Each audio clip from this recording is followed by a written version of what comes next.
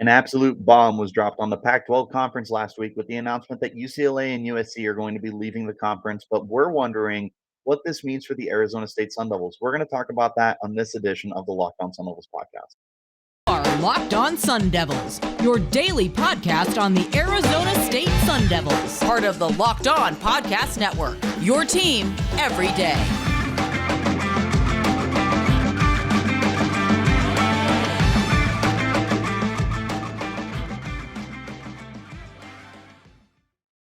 And welcome back to the Locked On Sun Devils podcast. My name is Richie Bradshaw, and I will be your guide for everything Arizona State Sun Devils. Thank you guys so much for making us your first listen every day.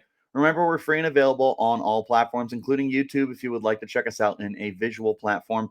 Before we get started, I'd like to thank LinkedIn for being the official college football recruiting sponsor across the Locked On College Network. LinkedIn helps you find the candidates you want to talk to faster. Post your job for free at linkedin.com/lockedoncollege. Terms and conditions apply. Guys,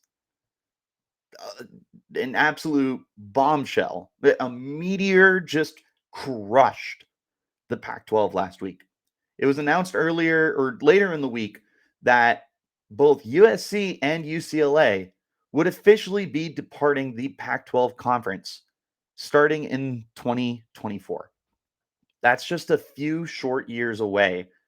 And this comes as just an absolute bombshell. This came out of nowhere seemingly. There was conversation, there was these rumors that USC and UCLA had been in talks with the Big Ten about potentially joining their conference.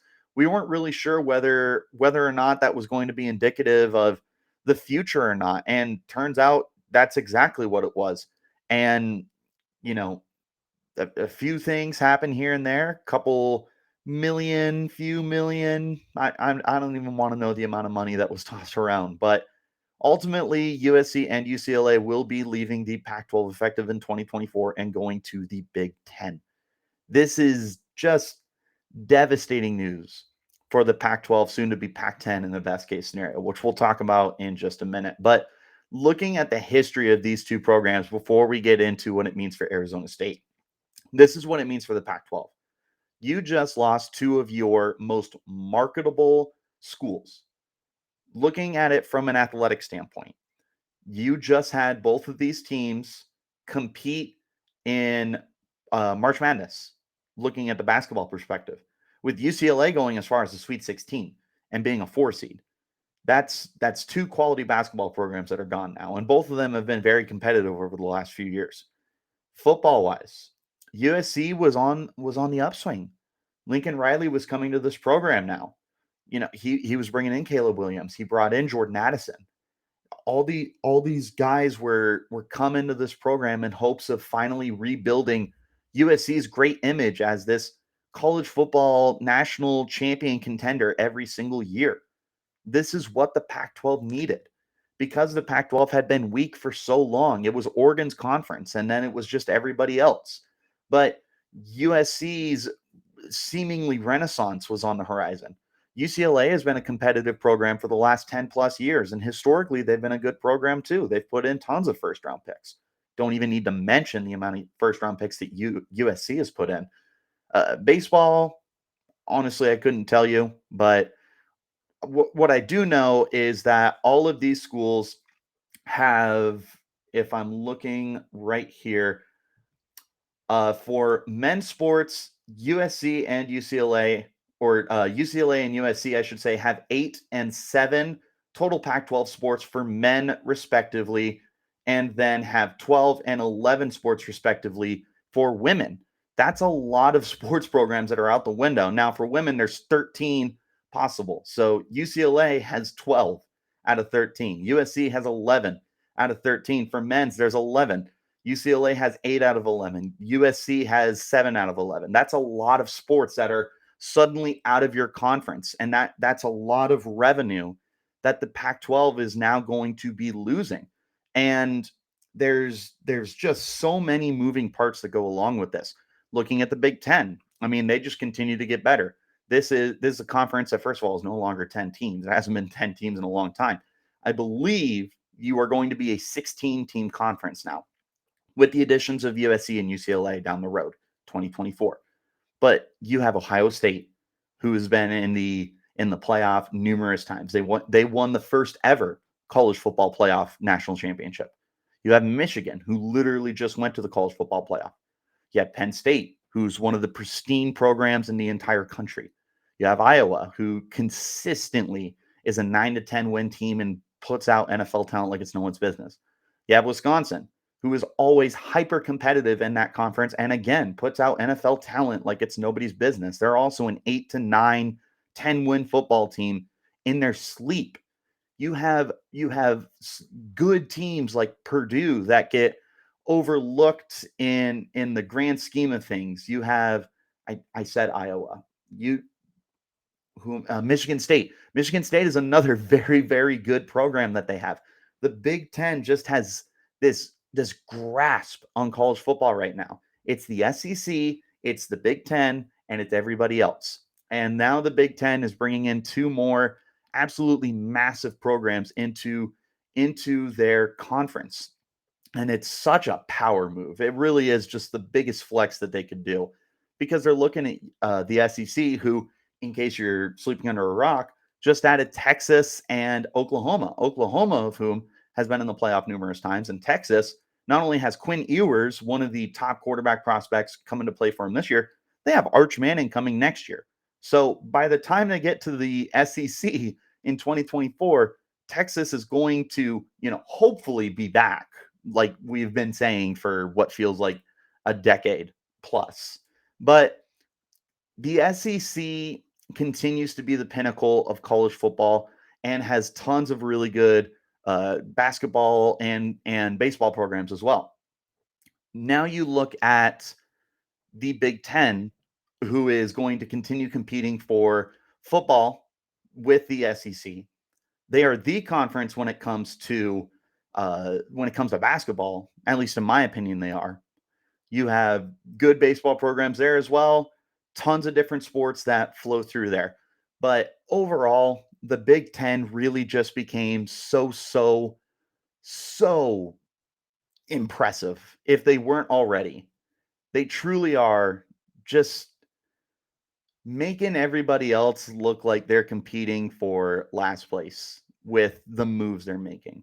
There's rumors that they're trying to add Notre Dame, and Lord knows, like, no pun intended, that if they added Notre Dame, they would arguably be the power conference. There's rumors that they're not done with the Pac-12, that they're looking at Washington and Oregon, bringing in both those teams, all three of those teams, and heck, give them another Pac-12 team. Give them Stanford or something. I don't know. But giving them all of these teams, you're creating a super conference right now. And with everything that is coming into that program, as far as the big two college sports go, being football and basketball, you just added top tier talent with USC and UCLA. So just really, really smart move by the Big Ten to buy out those athletic programs. Terrible news for the Pac-12, to the point where I don't know if this is something you can survive. But we'll talk about that in just a minute. Let's go ahead and hop into our first break here. When we return, we're going to continue our conversation about what this means for the Pac-12 and, more importantly, what this means for Arizona State. This is the Locked On Sun Devils podcast. As the sun comes out and small businesses are back in business, LinkedIn Jobs makes it easier to grow your team. LinkedIn Jobs helps you find people you want to interview faster and for free.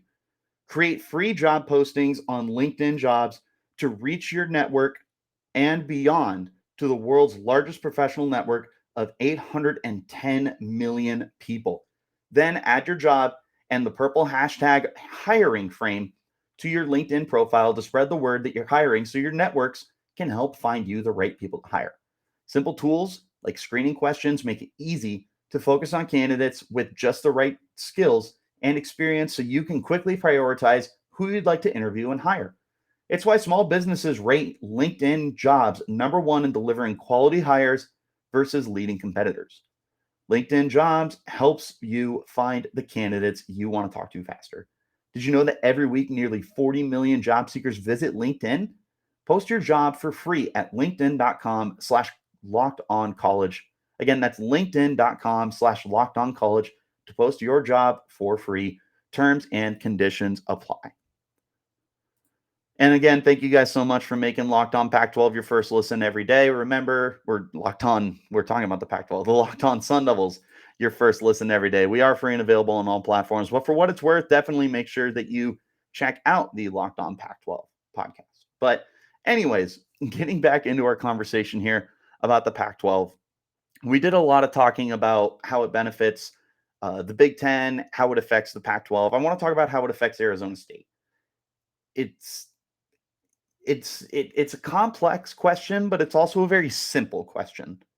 How does it affect Arizona State? To me, it tells me that Arizona State is not long for this conference. But that's not just Arizona State. That's the other 9 teams too. I feel like the Pac-12 could be coming to an extinction.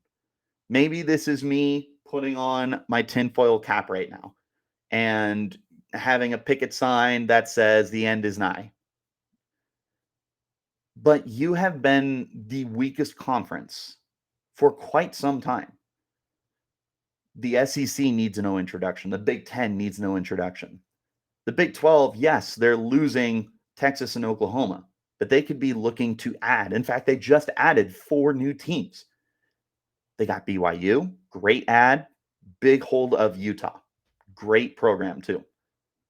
They got UCF, University of Central Florida. You got Cincinnati, and you got the University of Houston. All really good quality programs that we've been asking to join one of the Power 5 conferences for a while. They do that. These are good teams.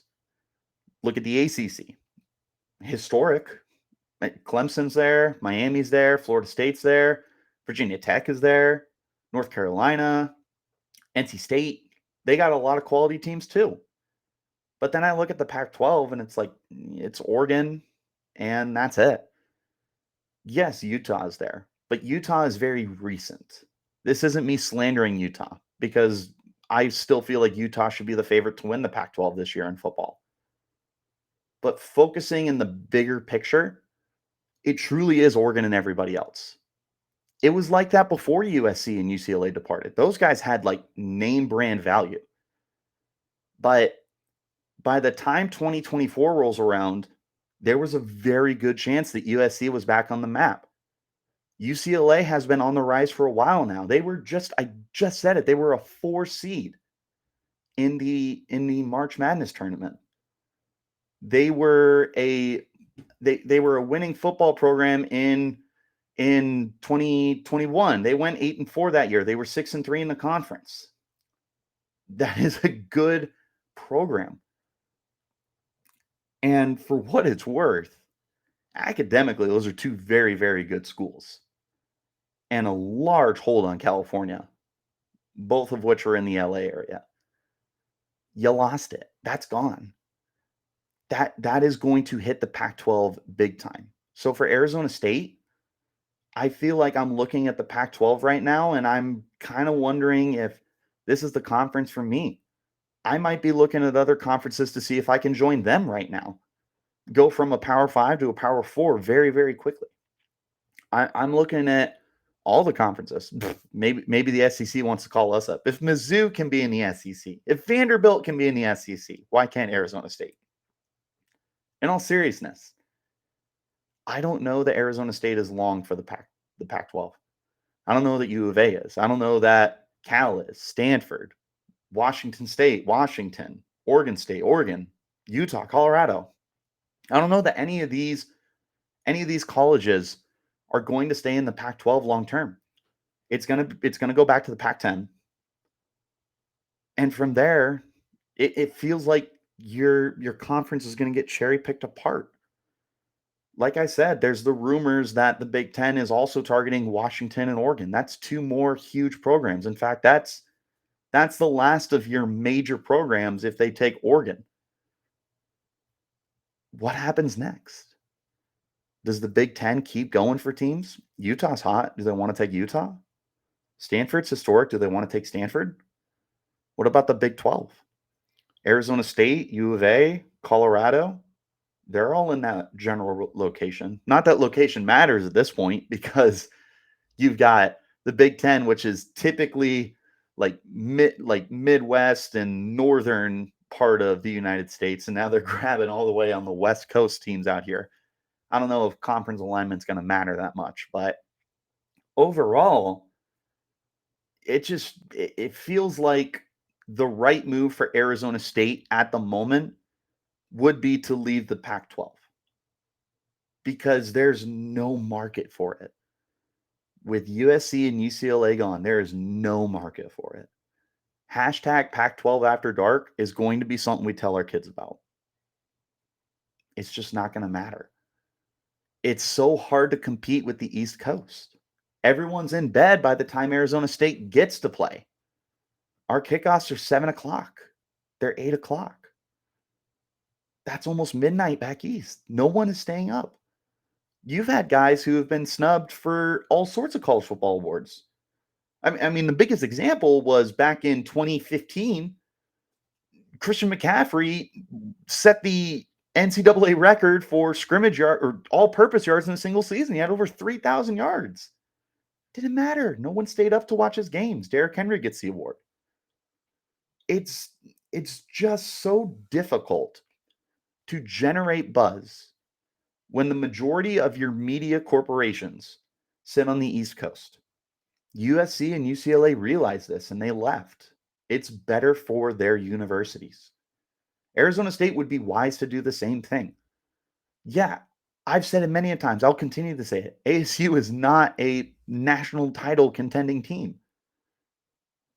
But can you really wrong that program, that athletic department, that university for wanting to get somewhere where they can actually be on TV? First of all, the Pac-12 is already difficult to find because, DirecTV doesn't have any programs that show the Pac-12. It's very difficult for these games to get broadcast in general. It becomes even more difficult, therefore, to recruit kids, to bring them to your program, basketball, football, and otherwise. It's very difficult to sustain contending programs. What Oregon has done is historically great for the Pac-12. But I mean, look at USC, even USC, who had decades of history of success, just fell off. They've not been the same the last 10 plus years. They haven't. UCLA has gone through ups and downs.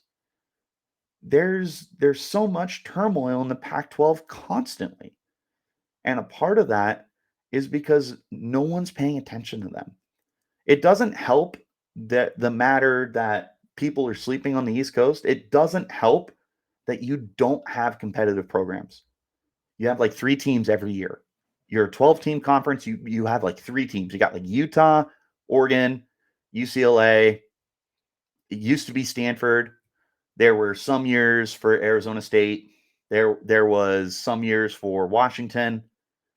Other than that, Oregon State is very forgettable. Colorado is very forgettable. U of A is very forgettable. ASU was very up and down. Cal had like 1 or 2 years. Wazoo has been very up and down. The conference as a whole just does not generate conversation. It does not generate people wanting to talk about them. So for ASU, I look at USC, I look at UCLA leaving. I think one of my feet might be out the door. But let's go ahead and call it with our second segment when we return. I'm just going to finish up my overall thoughts on everything that's going on in the Pac-12 and what the future might hold. This is the Locked On Sun Devils podcast. BetOnline.net is still your number one source for all your betting needs and sports information. Find all the latest sports developments, league reviews, and news, including this year's Major League Baseball season. BetOnline is your continued source for all your sports wagering information, including live betting, esports, and more. And BetOnline.net remains the best spot for all your sports scores, podcasts, and news this season. BetOnline.net is the fastest and easiest way to check all your favorite sports and events, including MMA, boxing, and golf. Head to the website today or use your mobile device to learn more about the trends and action. BetOnline, where the game starts. And like I mentioned earlier, make sure that you guys check out the Locked On Pac-12 podcast as your second listen with host Spencer McLaughlin and local experts of the Locked On Network. Take you across the Pac-12 in 30 minutes or less. Make Locked On Pac-12 your second listen. Again, that's Locked On Pac-12. Final thoughts. Again, I just want to continue to echo this point. I think that Arizona State needs to seriously consider moving on from this conference. I think U of A needs to seriously consider moving on from this conference. I think Oregon needs to seriously move on or think about moving on from this conference. I think Washington, I think Utah, I think Colorado, Oregon State, Cal, Stanford. I think the remaining 10 programs here in the Pac-12 need to seriously consider moving on from the conference. I just named a bunch of reasons. This is a dying conference. I don't know how long the Pac-12 is going to remain in existence. You're losing your arguably your two most marketable colleges in 2 years. You had 2 years left with them. Who's to say you're not going to lose more in that time frame? What if the Big Ten calls up for Oregon and Washington like we were just referring to? Okay, what if the Big 12 calls up for the Southern schools? Colorado, Utah, Arizona State, U of A. Are they going to say no? You lose those 6 teams, you're down to 4. You got Wazoo, Oregon State, Stanford, and Cal. Do you think anyone is going to care about that conference? No. First of all, it's a 4-team conference. It's not going to work. And I guess to address the point of, well, you can add teams. Who are you adding? Boise State? The Pac-12 typically values schools that have the major sports.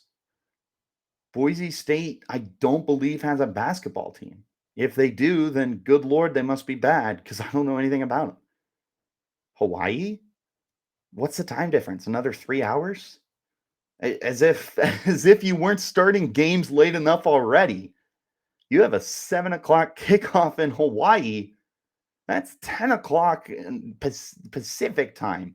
That's 3 a.m. on the East Coast. Hawaii is not viable. What else are you looking at? I truly don't even know what's out there right now. You've got all the major teams. San Diego State, they'd be one of the first teams you call right now. Nevada, University of Nevada, Las Vegas, UNLV. Do you get desperate and start calling some of the Texas teams, UTSA, UTEP? Do you bring in New Mexico State? Notice how, like, I'm naming a bunch of teams. Do any of these move the needle for you? No. Not one of those teams you look at and you're like, oh, good for the Pac-12. They're reloading. That's not the case. There are no teams right now. You are scraping the bottom of the barrel. You have Oregon to your name. That's it. You lose Oregon, literally no one's going to care about the conference. Absolutely no one. There's no one to market. Sure, Arizona State suddenly has a very, very clear path to winning the Pac-12 every single year. That's great for me to talk about. Does it mean anything? No. Doesn't mean anything. If I'm Arizona State, I'm looking at the Big 12 right now. With the Big 12, there's a handful of teams. It's very similar. It's very similar to the Pac-12. It's very top-heavy. With the additions, admittedly, of Cincinnati, who just made the playoff. First non-Power 5 conference team to make the playoff. Great for them. Great for Cincinnati. Great for the Big 12. Super happy they got added there.